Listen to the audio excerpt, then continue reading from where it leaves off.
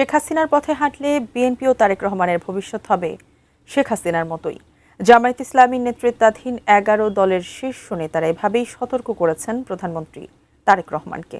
জামায়াত ইসলামীর আমির ডক্টর শফিকুর রহমান বলেছেন, বিএনপি ফ্যাসিবাদের পথেই হাঁটবে, এমনটা তারা কল্পনাও করেননি। জুলাই গণঅভ্যুত্থানের ২ বছর পূর্তি উপলক্ষে বাংলাদেশ নেজামে ইসলামী পার্টির আয়োজনে গণঅভ্যুত্থান ও জাতির প্রত্যাশা শীর্ষক আলোচনা। শনিবার রাজধানীর ডিআরইউ মিলনায়তনে এই আলোচনায় জামাতে ইসলামের নেতৃত্বাধীন ১১ দলের শীর্ষ নেতারা সরকারের তীব্র সমালোচনা করেন। জনগণের স্বার্থ যেখানে বিঘ্নিত হবে সেখানে ১১ দল ঝাঁপিয়ে পড়বে। বিশেষ করে সংবিধান সংস্কার ও গণভোটের ফলাফল বাস্তবায়ন না করাকে জাতিসংঘে বিএনপির প্রতারণা বলে অভিহিত করেন তারা। আমরা চাই না মানুষের বদদোয়া আপনার উপর লাগুক, কিন্তু আপনি সেদিকে অগ্রসর হচ্ছেন। জবাবদিহিতা নিশ্চিত করেন, দেশটাকে সঠিক পথে পরিচালনা করেন।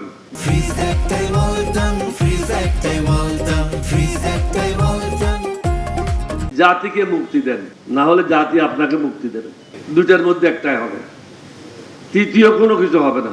৭০% জনগণের ম্যান্ডেটকে উপেক্ষা করে জুলাই বিপ্লবকে অকার্যকর করার পথে যদি তারা হাঁটে, তাহলে বাংলাদেশের মানুষের মন না পেলেও দিল্লির মন বর্তমান সরকার জোগাতে পারবে।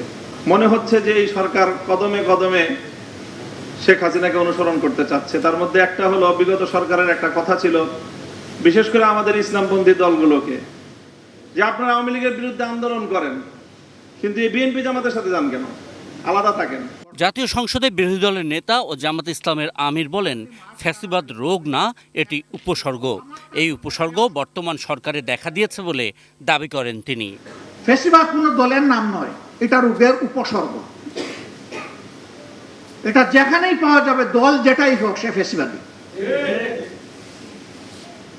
আমাদের সরকার ফ্যাসিবাদের পথে হাঁটবে এটা আমরা কল্পনাও করি, কারণ তারাও তো 15.5 বছর মজলুম ছিলেন। অনুষ্ঠানে বক্তারা সংবিধান সংশোধনের ধারণা থেকে বেরিয়ে জুলাই সনদ অনুযায়ী অবিলম্বে সংবিধান সংস্কারের তাগিদ দেন। তারা একটা ভঙ্গুর সংশোধনী এনে জাতিকে আরেকবার তারা ধোঁকা দিতে চাচ্ছেন। দফায় দফায় আমাদেরকে অনুরোধ করেছেন, এমনকি তারা এটাও বলেন যে আপনারা কি আসবেন না? বলে, ভাই এটা তো কতবারই জানিয়ে দিয়েছি, আমাদের আসার কোনো প্রশ্নই ওঠে না। আশিকুর রহমান অপু, এটি নিউজ, ঢাকা।